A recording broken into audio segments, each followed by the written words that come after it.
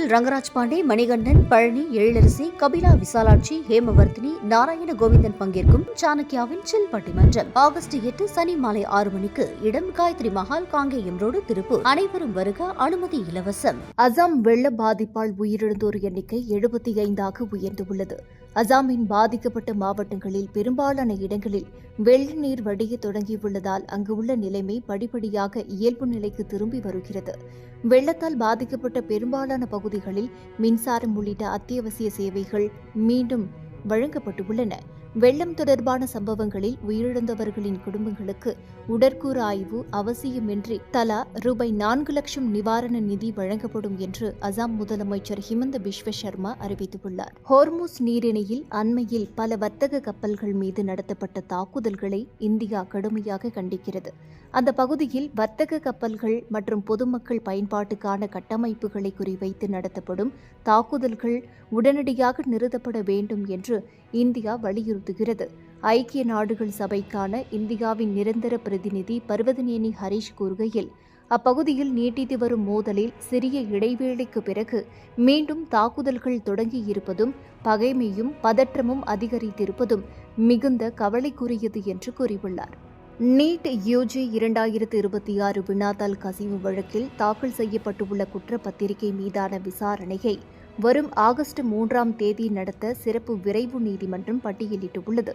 குற்றப்பத்திரிகையுடன் இணைக்க வேண்டிய அனைத்து இணைப்பு ஆவணங்களையும் தாக்கல் செய்ய சிபிஐக்கு மேலும் 3 நாட்கள் அவகாசம் வழங்கப்பட்டுள்ளது. வழக்கு தொடர்பான ஆவணங்கள் மிக அதிக அளவில் இருப்பதே இதற்கு காரணம் என தெரிவிக்கப்பட்டுள்ளது. குற்றப்பத்திரிகையுடன் சாட்சியங்களின் வாக்குமூலங்கள் மற்றும் ஆவணங்களின் பட்டியல் தாக்கல் செய்யப்படவில்லை என்று நீதிமன்றம் சுட்டிக்காட்டியது. இதற்கு பதிலளித்த சிபிஐ, வழக்கு தொடர்பான ஆவணங்கள் மிக அதிக அளவில் இருப்பதால் அவற்றை மின்னணு வடிவமாக மாற்றும் பணி நடைபெற்று வருவதாக தெரிவித்தது. உலக புலிகள் தினத்தை முன்னிட்டு அனைத்து வனவிலங்கு ஆர்வலர்களுக்கும் எனது மனமார்ந்த வாழ்த்துக்கள். உலகின் மொத்த புலிகள் எண்ணிக்கையில் சுமார் 70% இந்தியாவிலேயே வாழ்கின்றன என்பது ஒவ்வொரு இந்தியருக்கும் பெருமைக்குரிய விஷயமாகும். 2014ஆம் ஆண்டில் 2226ஆக இருந்த இந்தியாவின் புலிகள் எண்ணிக்கை 2022ஆம் ஆண்டில் 3682ஆக உயர்ந்துள்ளது. இயற்கையுடன் இணைந்து வாழ வேண்டும் என்ற நமது பல நூற்றாண்டுகளாக பின்பற்றப்பட்ட பண்பாட்டின் அடிப்படையிலும் மக்களின் கூட்டு உறுதிப்பாட்டின் வலிமையாலும் இந்தியாவின் புலிகள் பாதுகாப்பு முயற்சிகள் முன்னெடுக்கப்படுகின்றன என்று பிரதமர் மோடி தெரிவித்துள்ளார். 2025-26 நிதியாண்டில் இந்தியாவின் மொத்த ஏற்றுமதி 863.1 பில்லியன் அமெரிக்க டாலர் என்ற சாதனை அளவை எட்டியுள்ளது. பொருட்கள் ஏற்றுமதி மற்றும் சேவை ஏற்றுமதி ஆகிய இரண்டிலும் பதிவான வலுவான வளர்ச்சியும் இந்தியா மேற்கொண்டுள்ள தடையற்ற வர்த்தக ஒப்பந்தங்கள், அதாவது ஃப்ரீ ட்ரேட் அக்ரிமெண்ட்ஸ் மூலம் விரிவடைந்துள்ள சந்தை அணுகலும் இந்த வளர்ச்சிக்கு முக்கிய காரணங்களாக அமைந்துள்ளதாக மத்திய அரசு நேற்று நாடாளுமன்றத்தில் தெரிவித்துள்ளது. பொருட்கள் ஏற்றுமதி 441.8 பில்லியன் அமெரிக்க டாலராகவும் சேவை ஏற்றுமதி 421.3 பில்லியன் அமெரிக்க டாலராகவும் பதிவாகியுள்ளது. எல்லை தாண்டிய போதைப்பொருள் கடத்தல் வடகிழக்கு மாநிலங்கள் உட்பட நாடு முழுவதும் தொடர்ந்து மிகப்பெரிய சவாலாக இருந்து வருகிறது.